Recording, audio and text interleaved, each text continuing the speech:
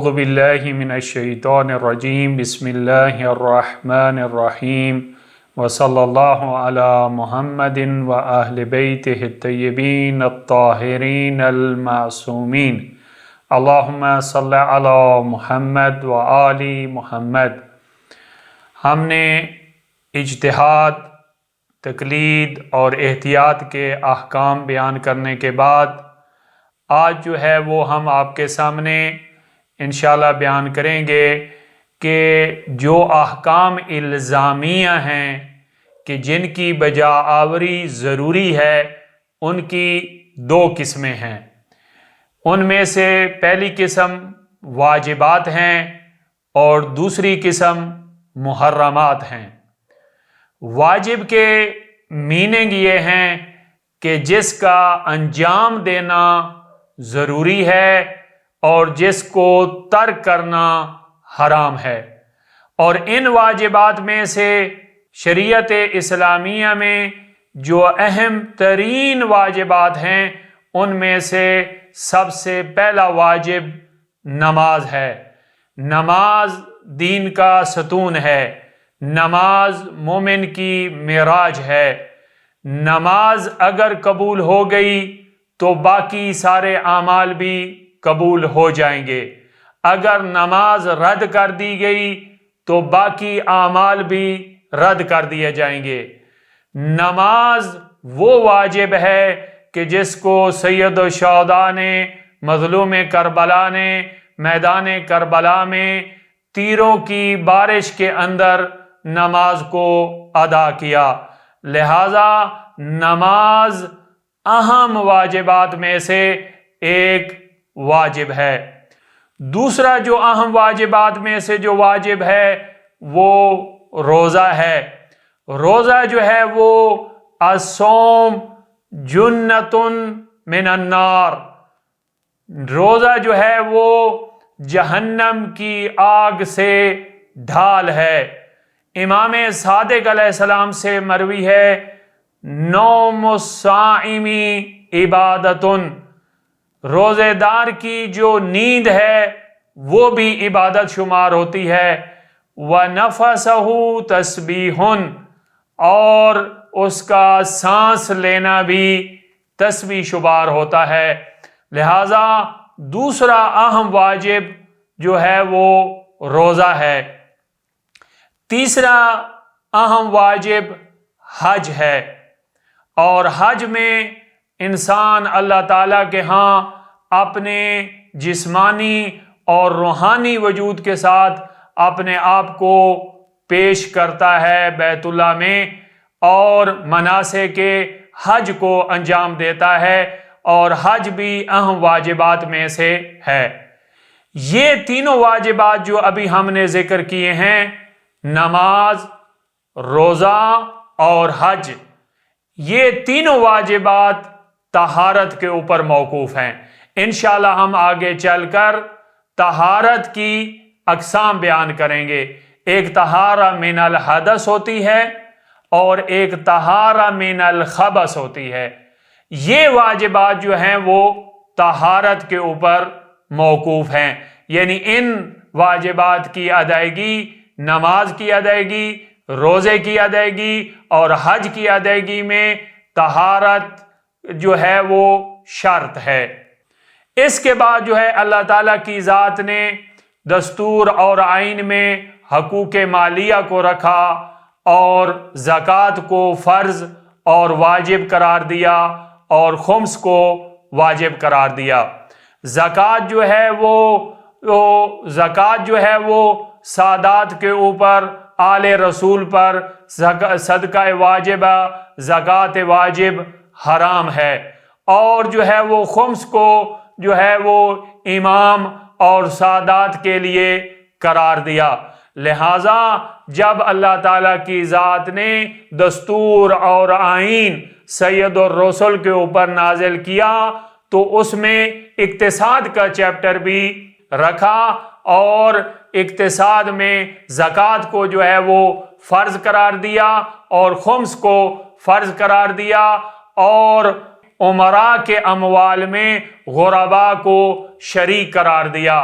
ज़कात जो है वो सादात पर ज़कात वाजिब सादात पर हराम है, और अल्लाह ताला की ज़ात ने आपके अमवाल में इमाम और गरीब सादात को शरीक किया खुम्स की सूरत में। लिहाजा ज़कात भी अहम वाजिबात में से एक वाजिब है और खुम्स भी अहम वाजिबात में से एक वाजिब है। उसके बाद जो है वो छठी चीज़ जो अहम वाजिबात में से है वो अम्र बिल मारूफ और नही अनिल मुनकर है। देखें, अच्छाई की जो है वो अम्र देना, मारूफ के बारे में हुक्म देना, मारूफ की तबलीग करना, मारूफ की प्रचार करना और मुनकर से रोकना, बुराई से रोकना, ये जो है वो अहम वाजिबात में से एक वाजिब है। और ये फ़कत उलमा के साथ मुख्तस नहीं है, हर शख्स के ऊपर वाजिब है कि वो अम्र बिल मारूफ करे और नही अनिल मुनकर करे। और अगर हमने इस वजीफे को तर्क कर दिया तो फिर हमसे बरक़ात उठा ली जाएंगी। और अगर हम अम्र बिल मारूफ और नही अनिल मुनकर नहीं करेंगे, बुरे को जो है वो बुराई से नहीं रोकेंगे और जो है वो अच्छाई का प्रचार नहीं करेंगे, तो इस हवाले से फिर कौम की जो है वो एथिक्स और इखलाकियात तबाह हो जाती हैं। और जिस कौम की एथिक्स और इखलाकियात तबाह हो जाती हैं वो ज़वाल पजीरी की तरफ चले जाते हैं, ज़वाल की तरफ चले जाते हैं, और इसी वजह से फिर उनसे जो है वो बरकत उठ जाती है। लिहाजा ये जो है आम आपके सामने वाजिबात जिक्र किए। इसके अलावा भी कुछ अहम शरी वाजिबात हैं कि जैसा कि फ़र्ज़ करें जो है वो फ़कत वाजिबात जो है वो नमाज, रोज़ा और हज और ज़कात और खुम्स, ये फ़कत वाजिब नहीं हैं, कुछ और भी वाजिबात हैं। फ़र्ज़ करें अगर जो है वो आप किसी के साथ एग्रीमेंट करते हैं, जिसको जो है वो हम अरेबिक में अकूद कहते हैं, यानी अगर आपने किसी के साथ एग्रीमेंट किया है तो उस एग्रीमेंट के पर पहरा देना, उस एग्रीमेंट की वफा करना, ये भी जो है वो वाजिबात में से है। इसी तरह जो है वो फॉर एग्जाम्पल शुरूत की वफा करना भी वाजिब है। फॉर एग्जाम्पल जो है वो निकाह में जो है वो ज़ौजा जो है वो शोहर के ऊपर कोई शर्त लगाती है कि आप जो है वो मैं इस शर्त के साथ आपके साथ निकाह करती हूँ कि आप मुझे जो है वो ज़ियारात पर भेजेंगे, या इस शर्त के साथ आपको कबूल करती हूँ कि आप मुझे हज करवाएंगे। अगर शोहर जो है निकाह के टाइम इस शर्त को कबूल कर लेता है तो इस शर्त की वफा करना भी वाजिब है। इसी तरह जो है अगर आप किसी के साथ आहद करते हैं तो उस आहद की वफा करना भी वाजिब है। और इसी तरह जो है अगर आप कोई मन्नत मानते हैं और वो पूरी हो जाती है, जो उस सूरत में उस मन्नत की वफा करना भी वाजिब है। तो लिहाजा वाजिबात फ़कत नमाज, रोज़ा, हज इसके साथ मुख्तस नहीं है। ये जो हम एग्रीमेंट करते हैं और एग्रीमेंट के अंदर जो हम शरूत लगाते हैं, उन शरूत की भी वफा करना वाजिब है। और इसी तरह हम किसी के साथ अगर अहद करते हैं तो उस अहद की वफा करना भी वाजिब है। तो ये अहम वाजिबात हमने आपके सामने रखे। उसके बाद जो दूसरा चीज़ जो थी कि जो हमने कहा था कि हुक्म इल्ज़ामी दो हिस्सों में तकसीम होता है, एक वाजिबात हैं और एक मुहर्रमात हैं। मुहर्रमात में से सब मुहर्रमात के मीनिंग क्या हैं, मुहर्रम के क्या मीनिंग हैं, यानी जो हराम है, जिसका अंजाम देना हराम है, जिसका अंजाम देना जायज़ नहीं है, जिसका तर्क करना वाजिब है। मसलन अल्लाह ताला के साथ किसी को शरीक ठहराना, ये गुनाहाने कबीरा में से है, हराम है, जायज़ نہیں ہے۔ اسی طرح اللہ تعالیٰ کی رحمت سے مایوس ہونا یہ بھی جو ہے وہ گناہان کبیرہ میں سے ہے اور حرام ہے۔ اور اسی طرح اسنا عشری مومن یعنی مومن کی غیبت کرنا، 12 اماموں کو جو شخص مانتا ہے اس کی غیبت کرنا یہ بھی حرام ہے۔ تو یہ ہم نے آپ کے سامنے ذکر کیا کہ احکام الزامیہ کی 2 قسمیں ہیں، واجبات ہیں اور محرمات ہیں، اور اہم واجبات آپ کے سامنے رکھے اور چند محرمات کی طرف جو ہے وہ اشارہ کیا۔ جیسا کہ آپ کے سامنے ہم نے بیان کیا کہ اہم واجبات میں سے نماز، روزہ اور حج یہ طہارت پر موقوف ہیں، تو لہٰذا ہم نماز کے احکام بیان کرنے سے پہلے، روزے کے احکام بیان کرنے سے پہلے اور حج کے احکام بیان کرنے سے پہلے ہم طہارت اور نجاست کے احکام بیان کریں گے۔ لہٰذا احکام طہارت میں سب سے پہلے ہماری بحث ہوگی۔ تو اس حوالے سے آپ کے سامنے تمہید کے طور پر چند چیزیں جو ہے وہ ذکر کرنا چاہتا ہوں۔ دیکھیں، کوئی بھی لیکوڈ ہے، کوئی بھی مائع ہے، جیسا کہ اللہ تعالیٰ کی ذات فرما رہی ہے هو الذی خلق لکم ما فی الارض جمیعا، وہی اللہ ہے کہ جس نے زمین میں موجود ہر چیز کو تمہارے لیے پیدا کیا ہے۔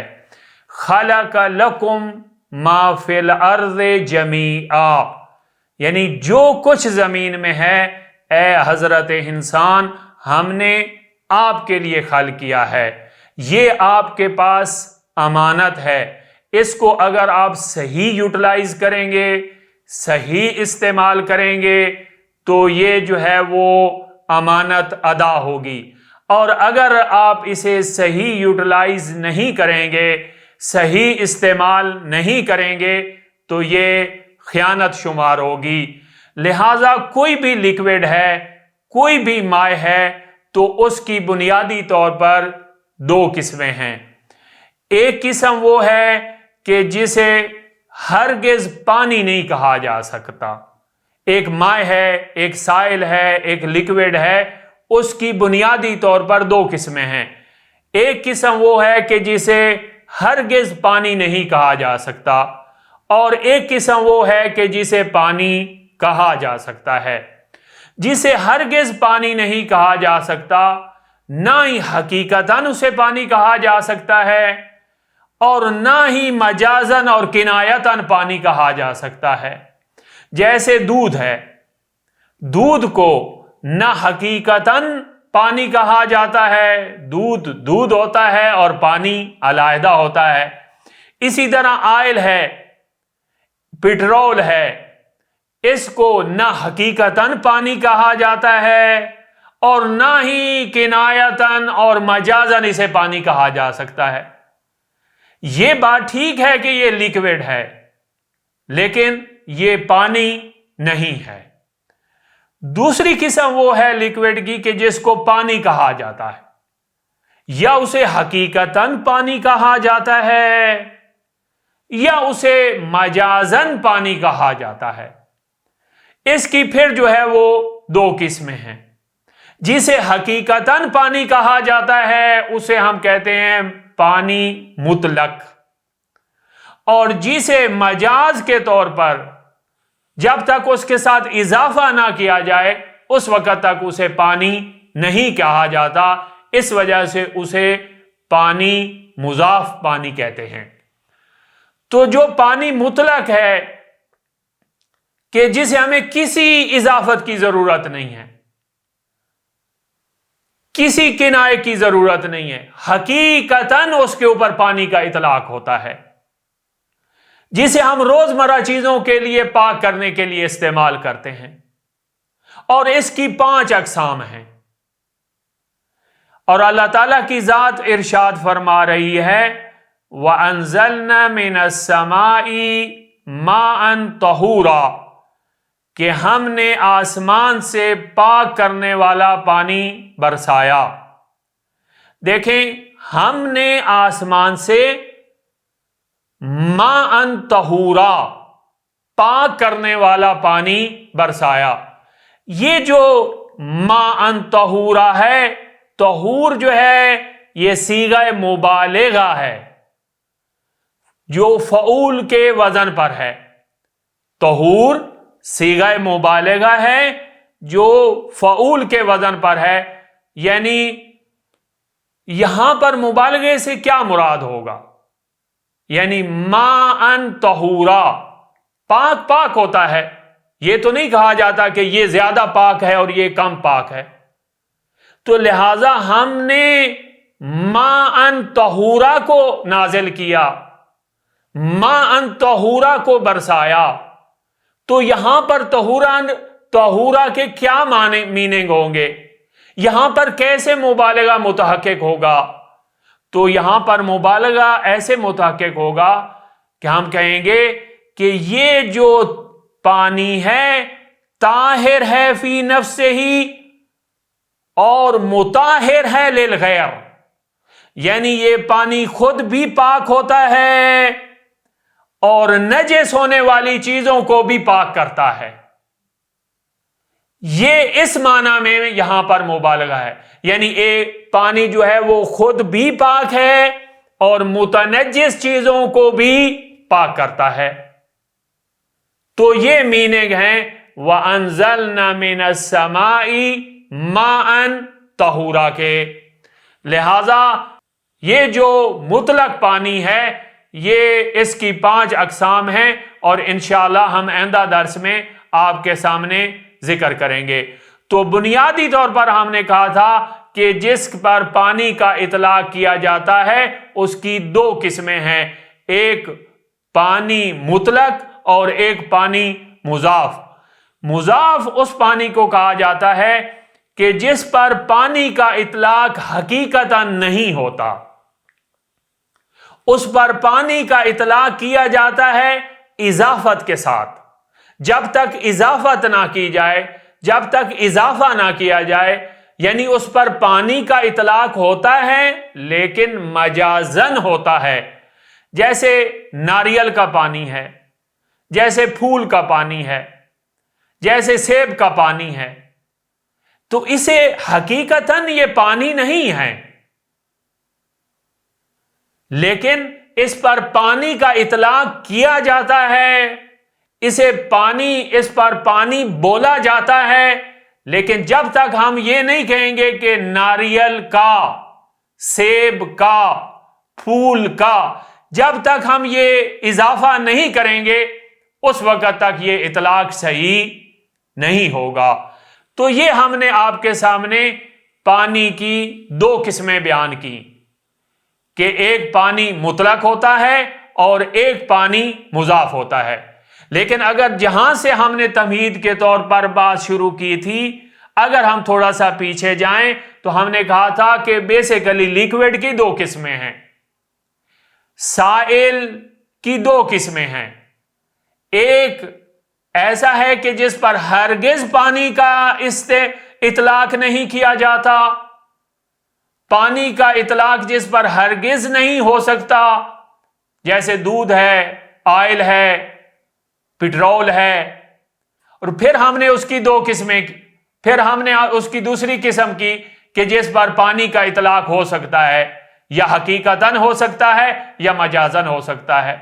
جو حقیقتاً پانی ہے وہ پانی مطلق ہے جو ہم روزمرہ استعمال کرتے ہیں اور اس کی 5 اقسام ہیں.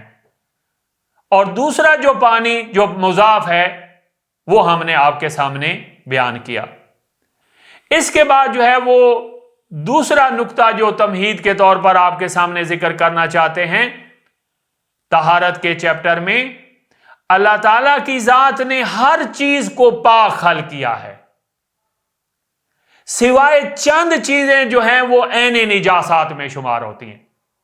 یعنی دنیا میں جتنی چیزیں بھی ہیں سب پاک ہیں سوائے عین نجاسات کے.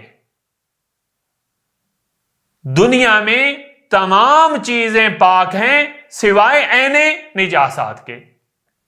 تو لہذا یہاں پر میں آپ کے سامنے دو اصطلاحیں فقہ اہل بیت کے ریلیٹڈ دو اصطلاحیں آپ کے سامنے جو ہے وہ رکھنا چاہتا ہوں۔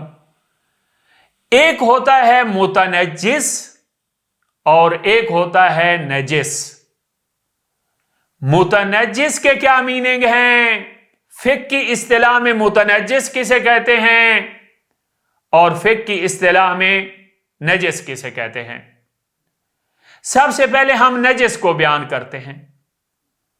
نجس سے مراد وہ چیز ہے جسے اللہ تعالیٰ نے اصل خلقت میں عین نجس خلق کیا ہے،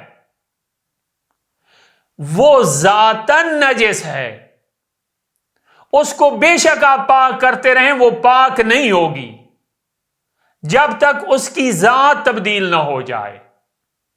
چنانچہ وہ اپنے اصل خلقت میں نجس ہے، جیسا کہ کتا ہے، خنزیر ہے، یورین ہے، پاخانہ ہے، یہ عین نجس ہیں، خلقتاً نجس ہیں۔ یہ ہیں نجس کے میننگ۔